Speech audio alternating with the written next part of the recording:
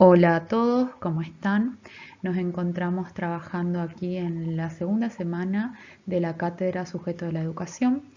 En esta semana vamos a seguir construyendo en torno al adolescente y sus problemáticas, pero vamos a ir adentrándonos aún más en todo lo que tiene que ver con la subjetividad. En este caso, iremos pensando en cómo se construye el sujeto de la educación, siempre teniendo en cuenta que nuestros sujetos serán adolescentes. Es como nosotros debemos posicionarnos, intentando entender y comprender a este sujeto. Para comenzar a pensar en este sujeto de la educación, elegimos empezar a trabajar con una autora que se llama Elina Davas, quien da una perspectiva y una mirada muy clara acerca de la relación entre las familias y las escuelas. El adolescente está atravesado por estas dos grandes instituciones, pero a su vez por muchas más. Esta autora nos propone una mirada muy abarcadora respecto de estos temas que nos permitirán comprender cuál es el rol que tiene la familia dentro de la institución escolar y cómo nosotros como docentes debemos tenerla en cuenta para poder trabajar de manera conjunta y formando a un adolescente completo. Pensar en las familias actuales nos hace abrir un poco la mirada. Hoy en día ya las familias no son concebidas ni tampoco comprendidas como eran antes. Sabemos que antes las familias estaban formadas por una pareja heterosexual y por muchos hermanos en la mayoría de los casos. En la actualidad sabemos que no todas las familias tienen la misma configuración.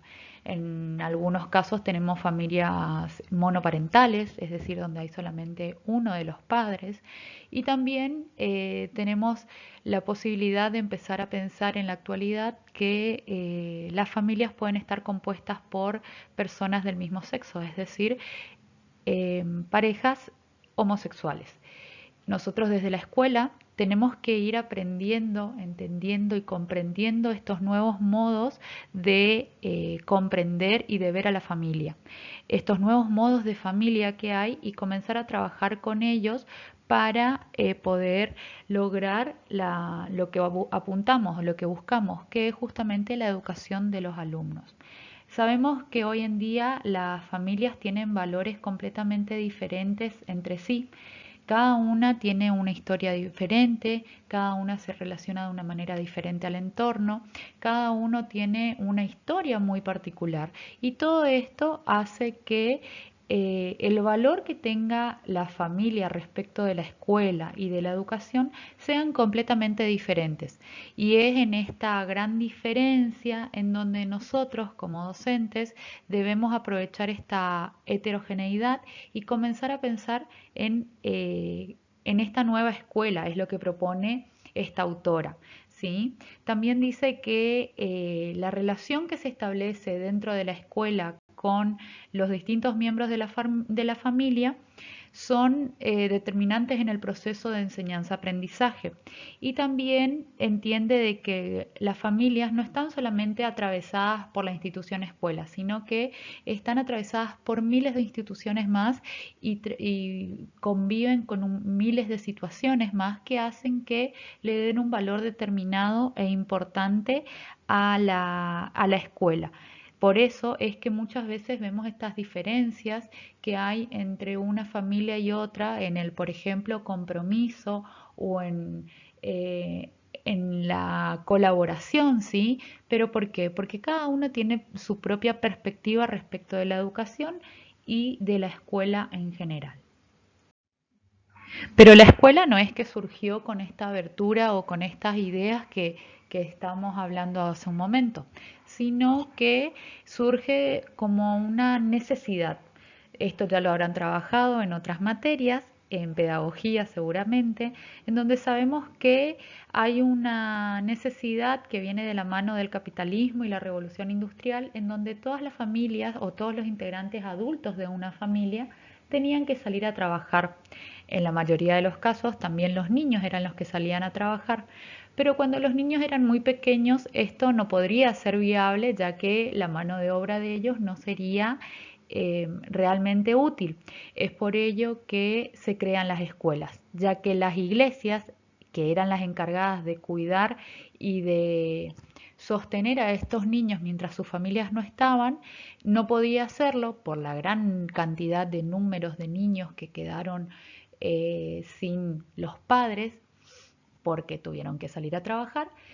Entonces el Estado se hace cargo de esto y crea las escuelas. Sabemos que la escuela fue modificándose a lo largo del tiempo por las diferentes necesidades que tuvo que ir respondiendo. Hoy en día sabemos que la necesidad no es de acunar a los alumnos, sino que es de formar personas de bien, personas con valores, que sean lo más funcional a la vida, que puedan manejarse de una manera lo más aceptado socialmente posible y que además salgan con habilidades, aptitudes y destrezas que les sirva para insertarse al mundo adulto.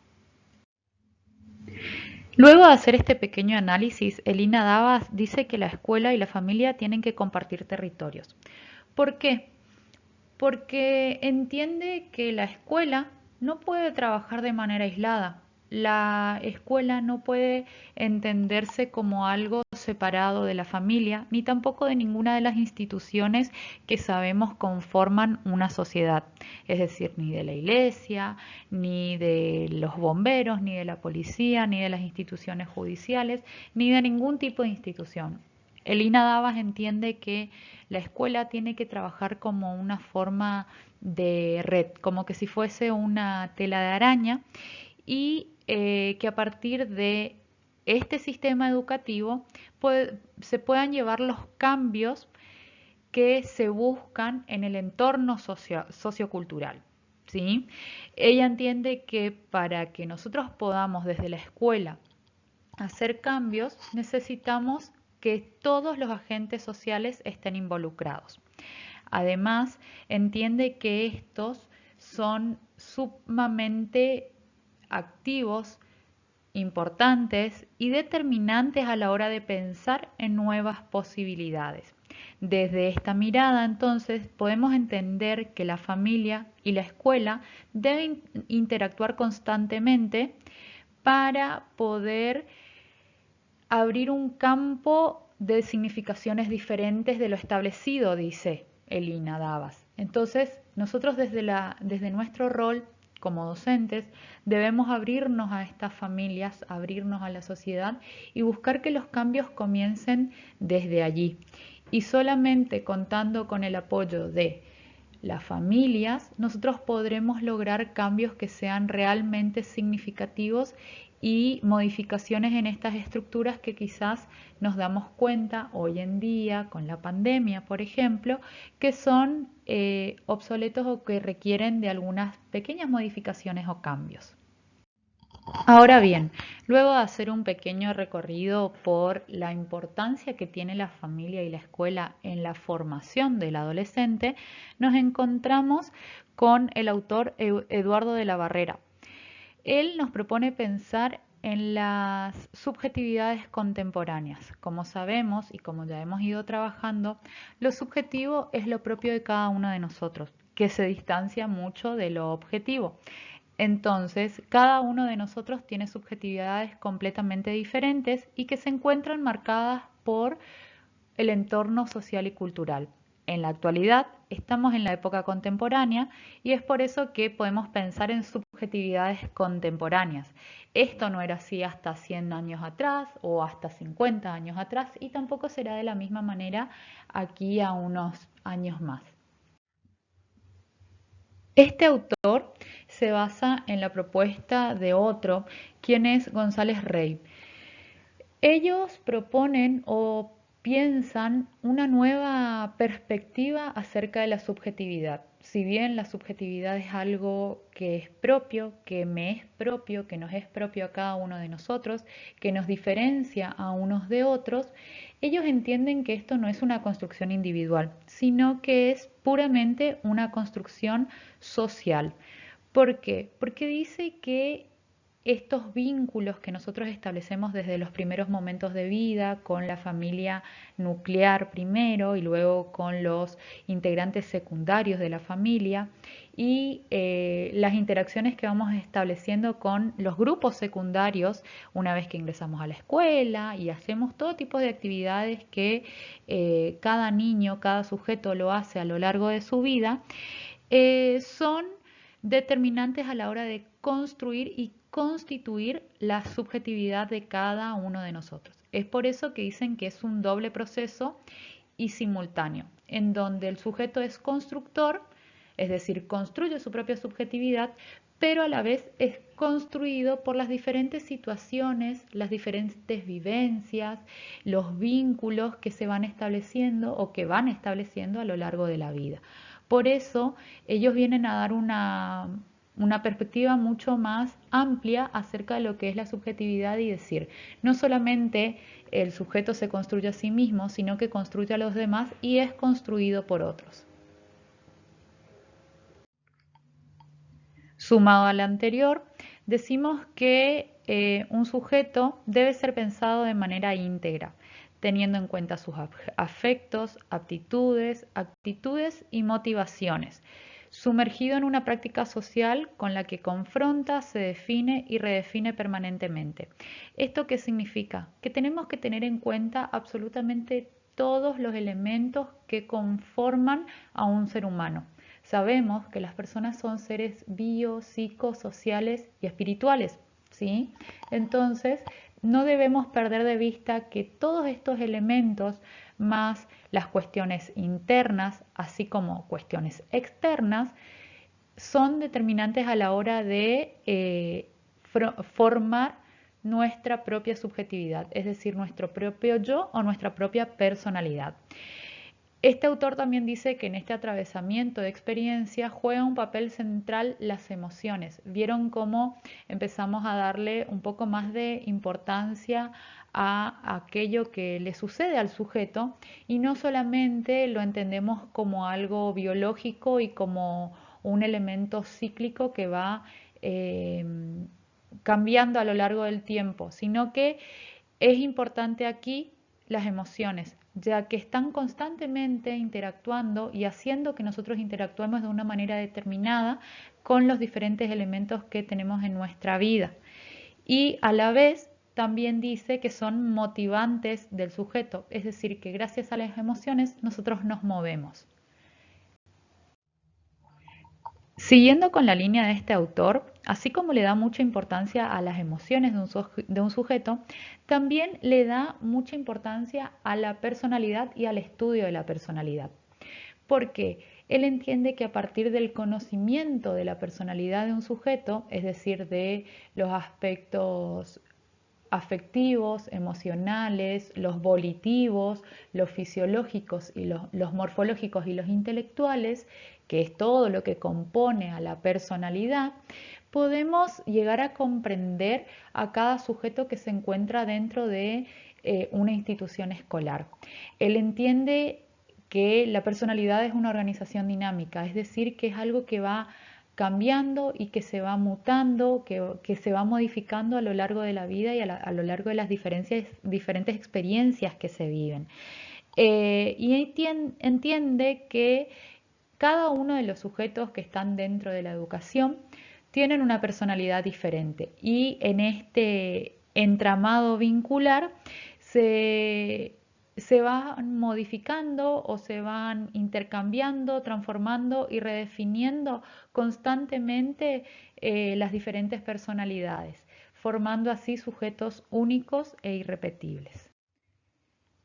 Pensar y repensar y definir a la personalidad para este autor era realmente muy valioso, ya que le permitía a él comprender, pensar y repensar que las subjetividades serían diferentes, así como todas las personalidades son diferentes y nos diferencian a unos de otros, este autor entiende que las subjetividades también lo hacen, ya que tiene que ver con ese entramado tan particular que es nuestra personalidad con todo lo que nos va sucediendo a lo largo de la vida.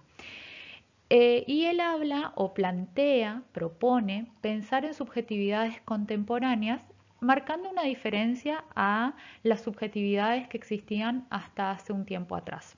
Hasta hace un tiempo atrás las subjetividades tenían características completamente diferentes a las de ahora. Él entiende que ahora están atravesadas por la incertidumbre, por la velocidad de los cambios, la tecnología, las realidades virtuales, las construcciones mediáticas, la comunicación y configuran una manera de ser orientada hacia lo estimulante, que es mucho más diferente a lo que se podía pensar antes, ¿sí? Sabemos que antes quizás no eran tan rápidas las comunicaciones, no había esta inmediatez que hay ahora con las redes sociales, por ejemplo, tampoco habían cambios tan veloces, la tecnología era algo que se usaba quizás solamente en llamadas o en cuestiones que eran muy esporádicas y muy pocos tenían acceso. Hoy sabemos que la tecnología nos atraviesa, es más, fíjense cómo nos estamos educando a través de las tecnologías. Esto marca la subjetividad de cada una de las personas. Imagínense a las subjetividades de los adolescentes que están en plena construcción. Entonces, él comprende o empieza a dar una mirada de cómo lo rápido de nuestros tiempos, lo veloz, lo ahora, lo modular, cómo nos vamos amoldando a todo, van eh, cambiando y estructurando una forma de relacionarse con el entorno diferente a la de antes. Eduardo de la Barrera también lo que hace es tomar los aportes de Pomiers, que dice que las nuevas subjetividades buscan el acortamiento del futuro.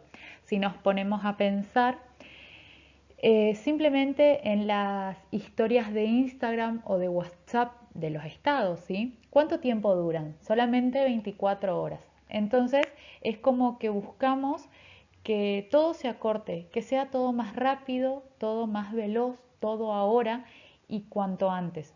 Entonces, esta búsqueda del futuro también se acorta. Sabemos que hasta hace un tiempo atrás, quizás en la época de los 50, 60 o inclusive si pensábamos también en los 90, eh, siempre se buscó apuntar a un futuro, ¿sí? Si piensan, a ver, se ven en las películas, en las series, que todos buscaban como, bueno, en el futuro estudiar tal cosa, en el futuro dedicarse a tal cosa, en el futuro crear tal cosa, ¿sí? Esto, en la actualidad, según este autor, él utiliza la palabra caducó. ¿Sí? ¿Por qué? Porque todo lo que se quiere ya. No hay posibilidad de poner un freno, de parar y de pensar y repensar a ver si se puede o cómo lo lograría, sino que es ahora, es el momento oportuno. El tiempo está sobrevaluado, ¿sí? El ahora es realmente importante, no importa nada de lo que pasó antes, ni tampoco qué es lo que va a pasar en el futuro. Y tiene como la búsqueda constante, el ser humano, según este autor, tiene la búsqueda constante de el placer instantáneo, de todo lograrlo ya, ahora, en este momento. Entonces se entiende que la vida tuvo un cambio, una modificación en la que el tiempo es sobrevaluado y en la que pensar en el tiempo es como perderlo, ¿sí? O pensar en el futuro es perder el tiempo. Estamos como en una época en la que cuanto más rápido, más veloz ahora logremos las cosas, seremos más y mejor vistos socialmente. Entonces, fíjense qué duro y qué difícil es para un adolescente poder afrontar y pensar y repensar o proponer formar su personalidad y su subjetividad, porque por todas estas características que les estoy diciendo, ¿sí? Lo rápido, lo ahora, ya, ¿qué puede pasar en ese adolescente?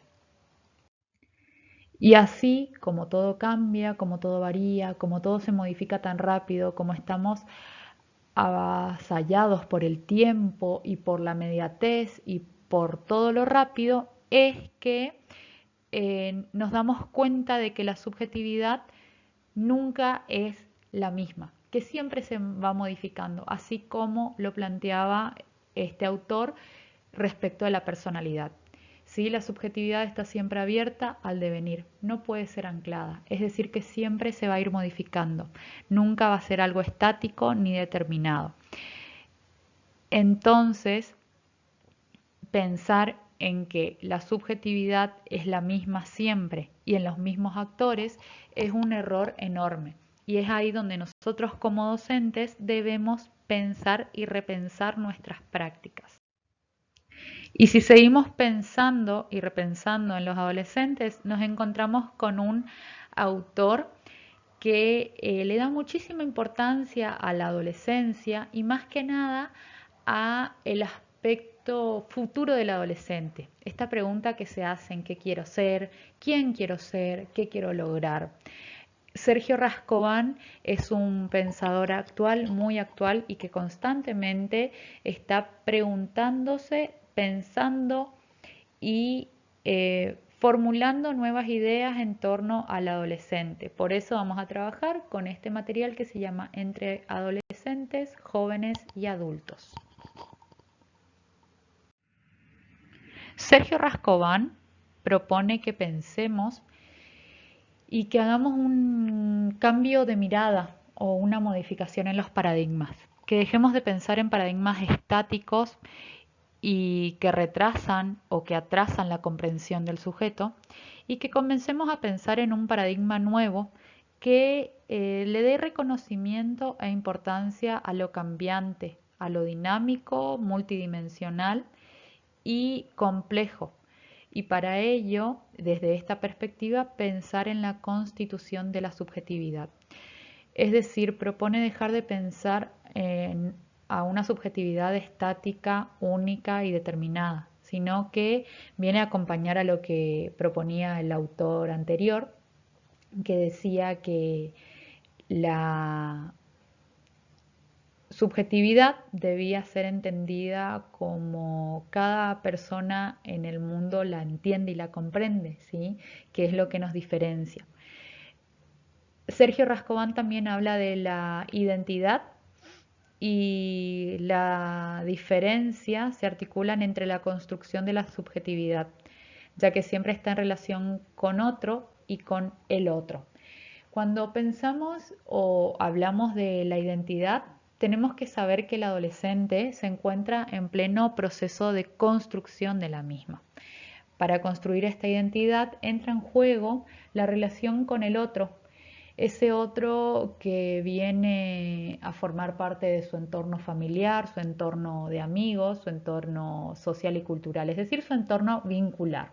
Y también con el otro, como ven, hay una mayúscula, tiene que ver o hace referencia a lo propio, a ese otro que está dentro, si lo quieren pensar dentro mío, que tiene que ver con estas cuestiones inconscientes que que habla Lacan. Lacan entiende que está el otro, el que me hace a mí relacionarme, ¿sí? Y el otro con mayúscula es el que me permite a mí construir quién soy. Entonces, Rascován entiende que la subjetividad es una configuración que se organiza desde la alteridad o la otredad, es decir, desde el otro, desde el vínculo con otro, desde la relación con otros. Hace también una mirada muy social a este proceso de construcción de la subjetividad. Es decir, no podemos pensarlo jamás a la subjetividad como algo aislado y que lo creamos nosotros mismos y que nosotros elegimos, sino que es nuestra, pero lo creamos, lo construimos y lo constituimos en relación con otros. Sergio Rascován también dice que pensar en las diferentes categorías o en las diferentes etapas de la vida, como las conocemos ahora, es decir, niñez, adolescencia, adultez y vejez es una construcción social de la modernidad, donde entraron en juego prácticas educativas, sanitarias y jurídicas, porque sabemos que en la época de la Revolución Industrial es cuando recién surge esta nueva conceptualización o este nuevo modo de ver a la niñez. Y a partir de allí después quedaba como cierto vacío, si se quiere, entre la niñez a la adultez directamente. Entonces, la construcción social hizo que empecemos a hablar de adolescencias y que empecemos a poner el foco desde la educación a esto que sucedía con estas personas, ¿sí? Y fue la escuela la principal institución que planteó, que propuso y que luchó, si se quiere, por la comprensión y el surgimiento de la adolescencia, ¿sí? Y a partir de ahí sabemos que es la escuela la responsable de producir estas adolescencias o estas subjetividades. Es la escuela la que dice, bueno, a partir de ahora vamos a dividir por edades a los sujetos, vamos a ir agrupándolos, ¿sí? No es que surgió de la nada, sino que fue la misma escuela la que se fue dando cuenta de que había como cierta necesidad de ir agrupando a los niños por edades, de ir promoviéndolos de manera estandarizada. Entonces es esta escuela, según lo que dice Sergio Rascovan, quien inventa, produce y perpetúa lo que es la infancia, la adolescencia y la juventud. Y a su vez, no es solamente la escuela, sino que como ya lo veníamos hablando con los aportes de Lina Davas, es el entorno social, son las familias quienes dicen, aceptan esto y dicen sí, la verdad que es necesario comprender y entender que hay una infancia, una adolescencia y una juventud. Entonces, empezaron a dar importancia a estos aportes y es ahí como surgen las escuelas primarias y secundarias y también los estudios superiores que son, según la mirada de Sergio Rascovan, quienes son responsables de producir sujetos para ir respondiendo a las necesidades de la época. Este autor también le da mucha importancia a la construcción que se da en relación a la adolescencia y la juventud. Esta, esta construcción no es más ni menos que la idea que tenemos las demás personas acerca de esta etapa de la vida. Y tiene que ver con esto que él habla del imaginario social. El imaginario social, según Rascovan, es el conjunto de imágenes cuyo origen es generalmente inconsciente, que tiñen las relaciones de los sujetos con el mundo de los otros y de los objetos. Y se construye a su vez de ciertos valores predominantes de cada época. Es decir, que de acuerdo a este imaginario social, es que nosotros vamos a tener una idea determinada acerca de lo que es la adolescencia, en este caso, que es lo que nosotros estamos analizando, ¿sí? Si ustedes piensan o escuchan o preguntan a sus padres, los que por ahí tienen padres de una edad de 60 y pico, o a sus abuelos, acerca de qué característica tiene el adolescente de hoy. Seguramente que le dirán muchas características negativas sin poder resaltar lo positivo. ¿Por qué? Porque es su imaginario respecto de esta etapa de la vida, ¿sí?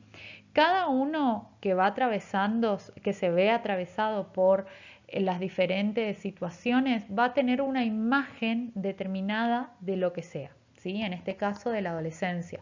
No es lo mismo la mirada que tengamos nosotros como docentes de los adolescentes que los adultos o los ancianos acerca de la adolescencia, ¿sí? Entonces, esto es lo que dice Sergio Rascovan, que se construye una imagen que se traduce en las formas cotidianas del discurso.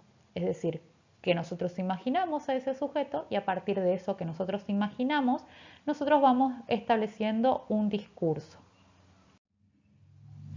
Y a su vez, Sergio Rascobán plantea algo que es muy interesante. Fíjense que dice que se ha construido un imaginario cuyo principal eje es la homogeneización. ¿Y qué sabemos de la homogeneización? ¿Qué es lo homogéneo? ¿Qué es todo igual? ¿Qué es lo mismo?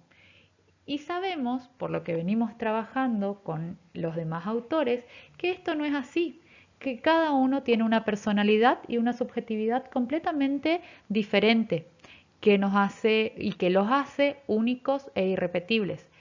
Pero como nuestro imaginario social hace que creamos que todos los adolescentes son iguales. Entonces surgen ideas, creencias y opiniones que pueden servir de explicación a variados aspectos de los adolescentes y los jóvenes, dejando de lado lo particular, lo individual y lo característico de cada uno de ellos. Es por eso que traemos esta bibliografía aquí para que nosotros y para que ustedes, en realidad, quienes muy pronto estarán frente a los adolescentes dando clases, se piensan y digan, tengo que comprender y tengo que unificar a todos y pensar que todos sienten, piensan, viven, se relacionan de manera igual o cada uno es un ser diferente. Y preguntándose esto es cuando Sergio Rascobán dice, en las diferentes etapas históricas, la adolescencia y la juventud son portadoras de determinadas características. Es decir, que siempre van a tener como una característica que los homogeneiza a todos ellos. Al principio se creía que los adolescentes o que los jóvenes estaban en la sociedad para perpetuarse. Después se entiende que los jóvenes son un relevo generacional, es decir, como que, bueno, por ahora son jóvenes, más adelante serán la mano de obra y los más viejos se jubilarán. Como que hacemos un recambio. Eh, Luego se entiende de que los adolescentes y los jóvenes deben ser integrados por los adultos a la sociedad.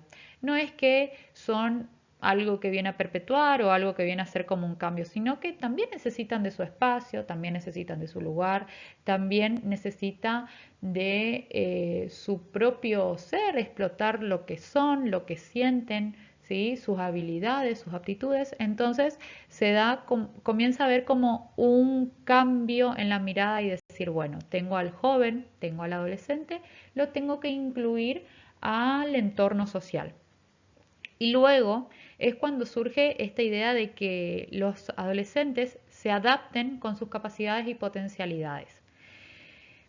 Porque nos damos cuenta, los adultos se dan cuenta de que los adolescentes y los jóvenes tienen un potencial increíble y que es solamente necesario darle el espacio para que ellos puedan generar procesos de cambio, conservando estas estructuras que ya vivimos, ya tenemos, pero también dándole el espacio para que se promuevan transformaciones. Y es ahí donde, por ejemplo, podemos ver o pensar en la actualidad, en los jóvenes de la actualidad, ¿sí? Hasta hace un tiempo atrás era impensado eh, la idea de el matrimonio igualitario, ¿sí? Con ideas de personas jóvenes, con movimientos, con luchas y más luchas de personas jóvenes que hoy quizás ya están con un poco más de edad, este cambio se logró, este cambio se propuso y se pudo hacer, ¿sí? Y si pensamos quizás en el rol que ocupa la mujer hoy en día, es completamente diferente al que ocupaba hasta hace, no sé, el siglo pasado, ¿sí? Pero ¿quiénes fueron los que lo propusieron ese cambio? Los mismos jóvenes, cuando le empezaron a dar esta posibilidad de formar parte de la sociedad, de involucrarse y de luchar por lo que ellos les parecía conveniente, para lo que ellos pensaban que era necesario, ¿sí? Entonces, a partir de esos cambios, pensando en el lugar de la mujer, un grupo de mujeres jóvenes comenzaron a pensarse y a decir, ¿por qué no podemos ser científicas? ¿Por qué no podemos trabajar afuera? ¿Por qué no podemos no tener familia? ¿Sí? Ejemplos que doy para que pensemos en cómo los jóvenes pueden generar cambios conservando las estructuras actuales, pero promoviendo transformaciones que sean realmente significativas para el entorno social y cultural en el que nos encontramos. Siguiendo con los aportes de Sergio Rascobán, él dice que la subjetividad se construye ingresando al mundo simbólico, cultural y regido por las lógicas del lenguaje.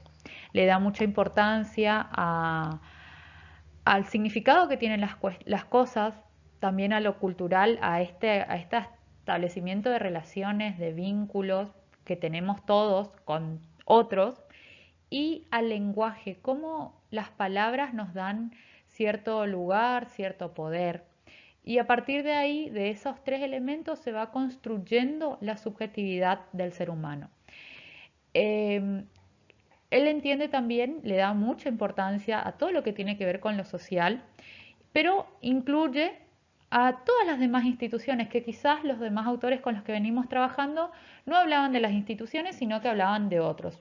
Sergio Rascobán habla de las instituciones sociales, ¿sí? Dicen que son determinantes a la hora de formar la subjetividad. Si bien sabemos que la familia y la escuela son las principales agencias de subjetivación, lo dice, también se comparte con los discursos mediáticos, la tecnología y la comunicación. Aquí son coincidentes con el autor que trabajábamos anteriormente, ¿sí? Que le dan mucha importancia a todo lo que tiene que ver con la tecnología, la comunicación y los discursos mediáticos, es decir, esto de lo rápido. Y también dice que esto nos da otra forma de habitar el espacio y el tiempo. Entiende que este tiempo y espacio cambiaron y que nos dan otras maneras de vivirlos, de comprenderlos, de concebirlos, que son diferentes a los que antes nos pasaba, que por ahí se perpetuaba, desde lo social se perpetuaba en el tiempo muchas cosas, y ahora con lo inmediato de todo se pueden lograr cambios de manera ágil, rápida y quizás a veces sin darnos cuenta. Por todo lo pensado anteriormente, lo hablado y desarrollado anteriormente, es que se entiende que desde esta perspectiva el sujeto no es lo dado biológicamente, no es una estructura psíquica aislada, sino que adviene y deviene como una configuración única e irrepetible en el intercambio con el ambiente, el entorno social y cultural humano. Es decir, somos seres biológicos, somos seres psíquicos, pero no de manera aislada, sino que somos lo que somos porque estamos en un entorno social y cultural y establecemos relaciones constantemente con esto que nos está atravesando. ¿Sí? Lo social y lo cultural para Sergio Rascobán nos atraviesa y por eso somos lo que somos. Es como una hermosa conjunción entre lo individual y lo cultural.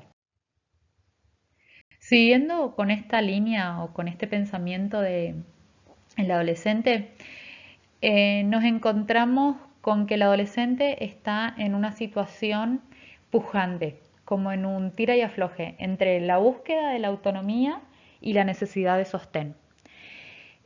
Aquí Sergio Rascobán nombra a Fernando Ulloa, que es otra persona, otro psicólogo muy actual, ¿sí? Y dice que propone que el sostén está relacionado con los dispositivos socioculturales ligados al cuidado y a la ternura. Vieron que el adolescente tiene como una característica determinada que está constantemente buscando la independencia, buscando irse, buscando alejarse, buscando separarse del entorno en el que vive, ¿sí? Pero a su vez siempre necesita volver después de establecer vínculos con otros, necesita volver después de tener un mal día, necesita volver después de tener un conflicto o necesita volver después de tener un muy buen día. ¿Por qué? Porque está en esta controversia entre ser autónomo o seguir siendo o seguir necesitando ese apoyo por parte de la familia. Es por eso que dice ahí que el cachorro humano necesita el sostén. ¿Por qué cachorro? Porque seguimos siendo, o el adolescente en realidad sigue siendo, eh, como indefenso, pero necesita salir. Entonces es como un ida y vuelta, constantemente. En cuanto al rol que cumple el adulto, es un sostén y es algo impuesto por lo social en esta época, ¿sí? Y es cuando nosotros o el adulto se pone en el rol de adulto justamente y hospeda al que recién llega, es decir, a aquel que llega en búsqueda de ayuda. Y también entiende que la construcción subjetiva, Fernando Ulloa, se da en esto de entre cosas, entre ser niño, entre ser adolescente y entre ser joven y caminando hacia la adultez. Y también entre las personas y esas relaciones, esas telas de arañas, de vínculos que vamos formando, que va formando el adolescente a lo largo de su vida mientras es niño, cuando es adolescente, y también esas relaciones que se establecen con otros seres humanos. Todo aquello que hace o que los puede determinar como adolescentes. Son formadores o son determinantes a la hora de formar esta subjetividad. Entonces, en este sentido, Sergio Rascobán considera a los niños, adolescentes y jóvenes como sujetos de derechos y a los adultos como responsables de que estos derechos se cumplan, de que promover, sostener y soportar además los procesos de subjetivación. Es decir, los adultos tenemos que ser las personas preparadas para sostener y para dar el espacio para que el sujeto construya su propia subjetivación. Entonces dice que se trata de generar y apoyar desde diferentes ámbitos, estatales y privados, es decir, desde la escuela, desde los hospitales, desde los CAPS, desde los clubes, desde cualquier institución, todas aquellas iniciativas que reconozcan, respeten y promuevan la pluralidad. Acá fíjense que introducimos un término nuevo pero muy valioso, lo plural, lo diverso, lo diferente. Y la tolerancia hacia las diferentes manifestaciones culturales juveniles. ¿Sí? Piensen qué importante fue cuando eran adolescentes formar parte de diferentes movimientos o de diferentes actividades dentro de la escuela, por ejemplo, no sé, la estudiantina, los equipos de vóley, de fútbol, de básquet, la semana de estudiantes, el centro de estudiantes, las ferias de ciencias, las olimpiadas de lectura, las olimpiadas de matemática. Nosotros desde la escuela, que somos el principal generador eh, de iniciativas, debemos aceptar lo diverso, debemos pensar y construir en lo diverso y en lo plural para poder explotar a cada uno de los sujetos que se encuentran dentro de una institución escolar. Es decir, que debemos buscar que el adolescente, el joven, sea un sujeto con derecho a desplegar todas las potencialidades a las que un ser humano pueda acceder. Y es nada más y nada menos que la escuela la que debe garantizar que esto suceda. Pero ¿quiénes hacemos la escuela? Los propios docentes. Es decir, es tarea nuestra o es tarea de ustedes, para cuando ustedes sean docentes, garantizar estos derechos, estas posibilidades a cada uno de los estudiantes. Para seguir trabajando con el tema de la construcción de la subjetividad en el adolescente, proponemos trabajar con un último material que se llama Entre adolescentes y adultos en la escuela. Los autores aquí mencionados son Daniel Korinfeld, Daniel Levy y Sergio Rascobán, autor con el que venimos trabajando anteriormente. La compiladora es Viviana de María. En este nuevo artículo se encontrarán con las visiones acerca de la subjetividad y del rol que para estos autores debe jugar la escuela, cuál es la función y cómo desde nuestro lugar en las instituciones escolares debemos comprender y entender al sujeto.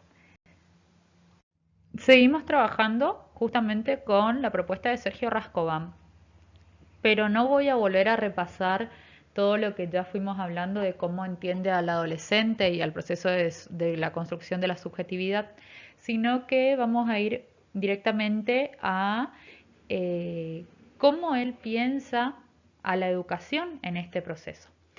Entiende que es este el lugar donde se debe generar espacios para pensar, crear y reinventar la institución escolar. Propone pensar en la inclusión. Él le da muchísima importancia a la inclusión pensando desde la heterogeneidad. Si pensamos en inclusión, no tenemos que pensar únicamente en aquellos alumnos o niños que tienen dificultades en el aprendizaje, sino que debemos pensar en cada uno de nosotros, porque todos nosotros necesitamos que hayan diferentes adaptaciones y adecuaciones curriculares para poder aprender. Entonces él le da muchísima importancia a ese aspecto de la inclusión, incluir a todos y brindarle la posibilidad de ser educados y de recibir educación. Habla de la orientación educativa. Él habla de que esta orientación educativa tiene que tener en cuenta a los sujetos, a los grupos, a las instituciones y las comunidades. Está también muy valorado para él el trabajo en equipo y el trabajo transdisciplinario, es decir, la conjunción de muchas disciplinas en un trabajo mancomunado, en un único trabajo, ¿sí? Y dice que la orientación educativa debe buscar interrogar los conflictos, exponerlos, poner en palabras el malestar para pensar posibles soluciones para que este malestar pueda convertirse en una situación agradable de vivir y de convivir dentro de las instituciones. Él le da mucha importancia a la institución escuela en la construcción del sujeto. Resalta al mismo tiempo que la orientación educativa debe sostener la singularidad.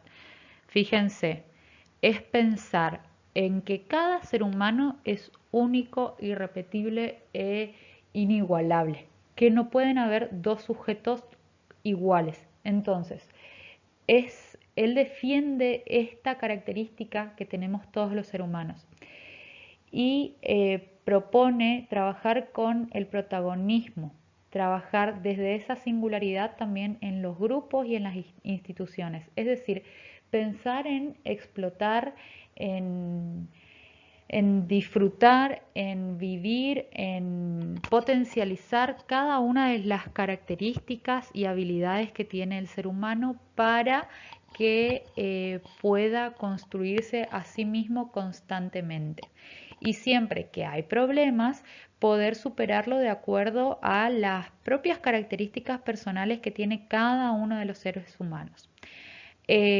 Habla de los dispositivos de acompañamiento, donde hace un hincapié en liberar los sentidos retrógrados a los términos tutoría y acompañamiento. Es decir, le propone a la escuela la idea de pensar el acompañamiento desde otra perspectiva, no desde el ridiculizar al que no sabe o hacerlo sentir menos o poner una etiqueta, sino que acompañar el proceso, guiarlo, orientarlo, ser ese puente, ese nexo entre el sujeto y el conocimiento.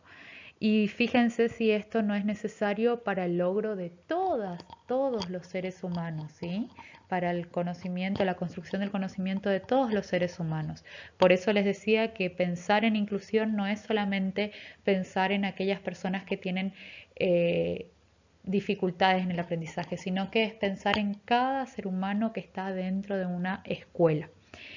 Y también habla de que, bueno, de que la tutoría debe poner en eje la posibilidad de generar posibilidades para que los protagonistas puedan resolver en el futuro las situaciones similares sin su mediación directa. Es decir, potencializar al ser humano, trabajar en todo lo que ese ser humano puede y darle las herramientas necesarias para que viva en la adultez en su futuro no muy lejano, de una manera más adaptada posible.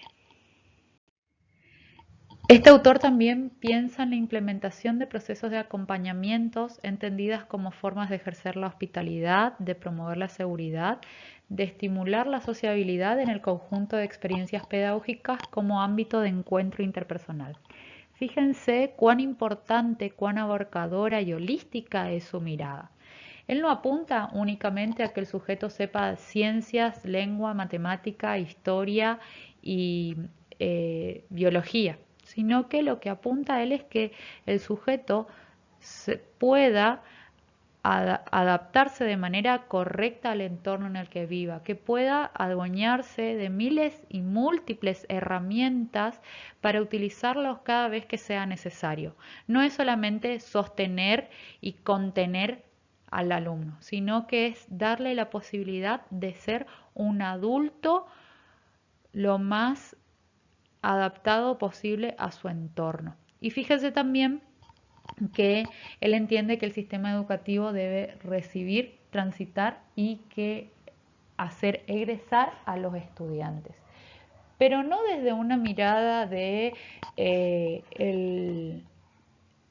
el conformismo, el 6 y que pase, sino que él propone que el sistema educativo debe ser repensado en que debemos recibir a estos estudiantes y hacer transitar de la mejor manera posible, ¿sí? Brindándoles herramientas, estrategias, posibilidades que les sirvan para su futuro no muy lejano, dándole la posibilidad además de explotar todas sus habilidades para que él mismo se conozca y pueda elegir a qué dedicarse una vez que termine el nivel secundario, que egrese. Es decir, debemos buscar como docentes, según la propuesta de Sergio Rascobán, que el alumno se vaya con la mayor cantidad de herramientas, con la mayor cantidad de conocimientos posible y que le sea útil para su vida adulta. Seguimos ahora con la propuesta de Daniel Korenfeld. Él entiende que existen nuevos modos de lazo social intergeneracionales. Cuando hablamos de intergeneracionales son, por supuesto, la generación de adolescentes ahora con los que nosotros o con los que ustedes estarán trabajando en su futura práctica docente y con la de sus padres, ¿sí? Entonces son generaciones diferentes que se expresan en las instituciones de educación, de salud, en los modos de educar, de curar, de cuidar al otro, en las políticas de encuentros, de conversación con el otro. Aquí él hace un análisis muy importante acerca de cómo estos modos de relacionarse intergeneracionalmente determinan a todos los aspectos que hacen la vida al ser humano, ¿sí? Dice que además la experiencia educativa imprime huellas que recorrerán a los integrantes de la práctica institucional educativa. Esto, por supuesto, no es una novedad. Sabemos desde nuestra propia experiencia como alumnos y también como docentes y ustedes como futuros docentes, que el sistema educativo o las instituciones escolares nos dejan huellas y estas huellas hacen que nosotros nos relacionemos de una manera determinada con nosotros mismos y con los demás. Por eso dice que la subjetividad se constituye en la encrucijada entre lo sociohistórico y aquí él agrega, a diferencia de los demás autores, lo institucional. ¿Sí? Los demás hablaban de que las instituciones nos atraviesan, pero no lo ponían de manera tan específica a esta palabra, ¿sí? Y él en cambio habla de lo sociohistórico institucional. Y también entiende que la subjetividad no es una noción dada de una vez y para siempre, es decir, que es una noción que va cambiando, que se va construyendo y deconstruyendo a medida que el sujeto va viviendo diferentes situaciones en su vida. Respecto a la subjetividad, él sostiene que se encuentra atravesada por acontecimientos sociales, políticos y culturales, por lo que produce un movimiento de ida y vuelta y un condicionamiento mutuo. Es decir, así como lo planteaba Rascobán, somos nosotros los que moldeamos otras subjetividades y las demás subjetividades son quienes nos moldean a nosotros. Y él agrega que el discurso pedagógico puede ser uno de los supuestos determinantes a la hora de la construcción de estas relaciones, ¿sí?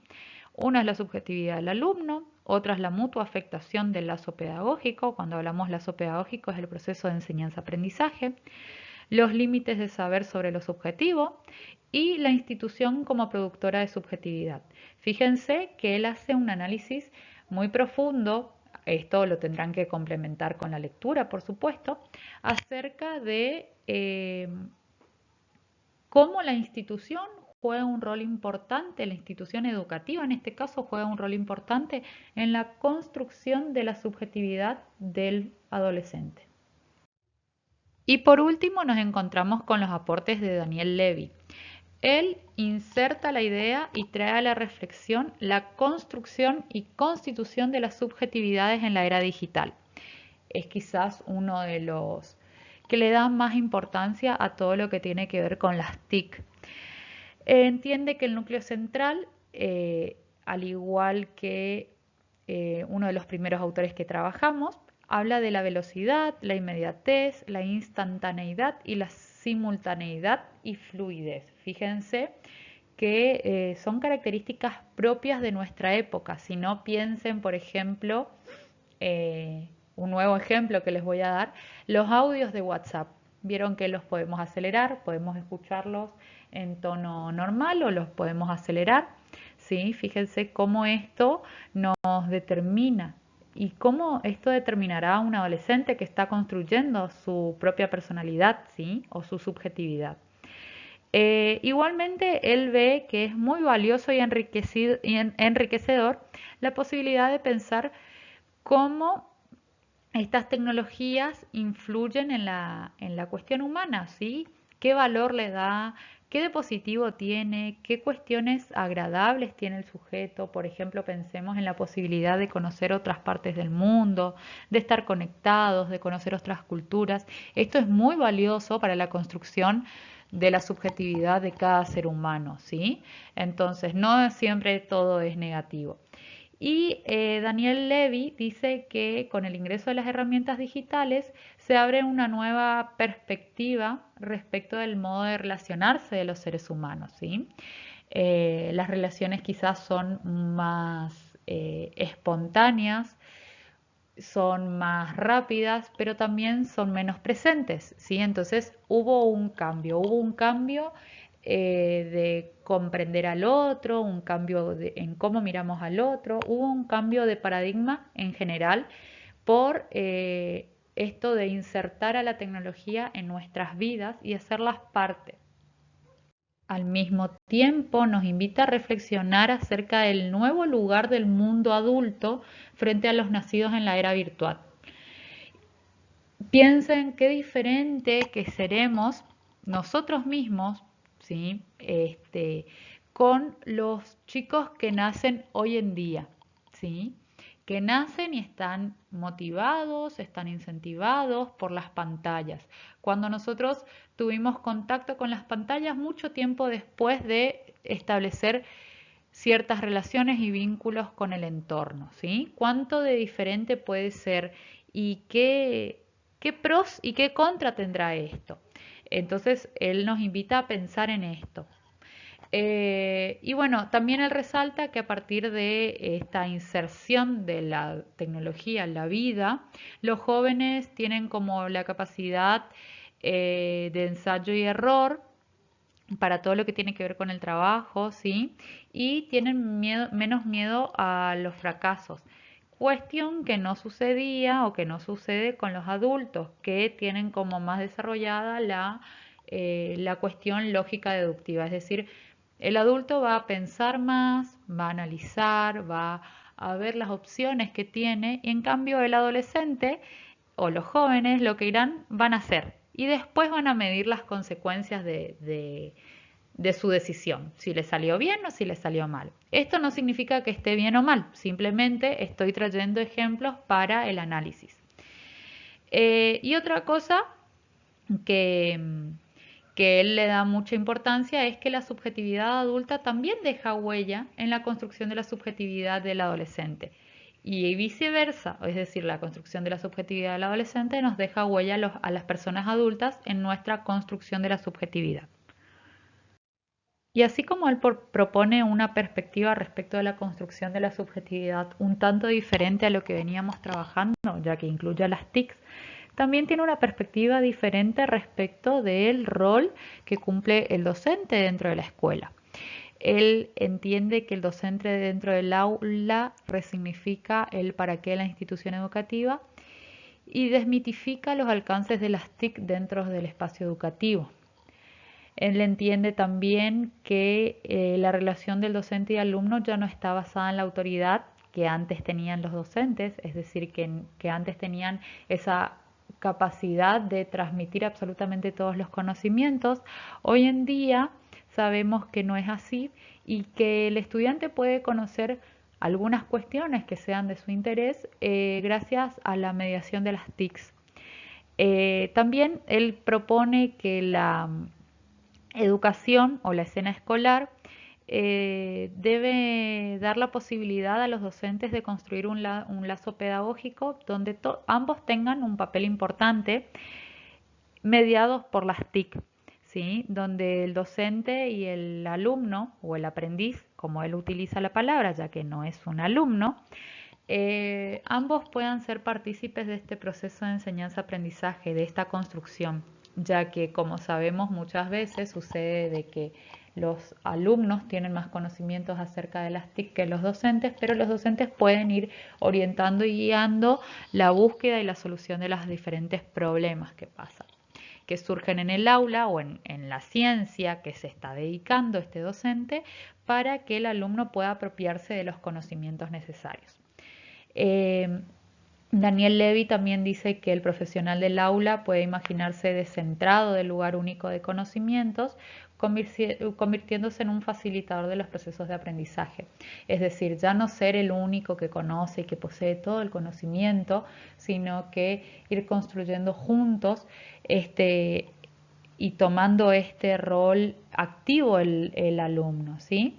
Y por último, podemos decir que Daniel Levy propone un encuadre nuevo que no excluye ni al docente ni al alumno, sino que valore la simetría necesaria y que dé paso a la confianza en los conocimientos que el alumno trae a la escuela y pone a disposición del aprendizaje. Fíjense qué importante es el papel que él le da al alumno, ¿sí? Poner a disposición el aprendizaje, ¿sí? Darle un rol activo que traiga sus conocimientos y a partir de ahí construir ese conocimiento. Pero también fíjense que le da un valor importante al docente, ya que dice, hay que valorar esta simetría necesaria, porque el docente tiene mucho conocimiento, ¿sí? Pero que es necesario que ambos confluyan en un proceso para que éste sea lo más beneficioso posible para el alumno. Bueno,